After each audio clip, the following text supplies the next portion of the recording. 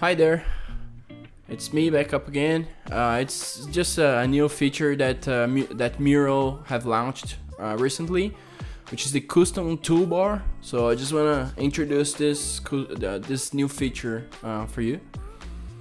Again, it's a very simple but very useful feature that they introduced, mainly because I suffer a lot with guests on my Mural. They are not used to Mural. They are not used to create sticky notes and move it around or use the different features that we have on the left panel. So this could be a very handy feature that they have launched. So if you click on the custom toolbar and you enable it, you see that all these icons that we have on the panel, they will be available for you to select on a checkbox. And essentially what it does is, if I select just a simple text, for example, which is where we collect the post-its and text, this is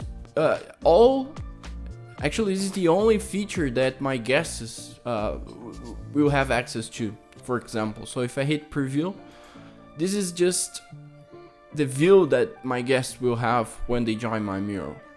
This is very useful, mainly because, the guests could be overwhelmed if they never used Mural and they just join and see all these icons. They may get lost on the process of, selecting a post-it here and dropping on the Mural that we want.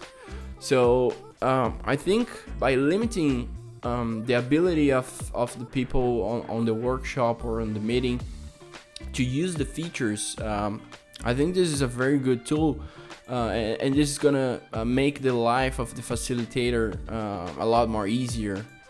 So for example, let's just select 3 capabilities here, which are the icons, shapes and connectors, and text, and hit preview. So mainly this is what the user will face when they enter in our Mural. So this is a very quick video just to introduce this new feature and how it's supposed to work, and I believe this is going to be really helpful going forward, and I really plan on using it. So hopefully this was useful for you as well, and yeah, thanks for watching.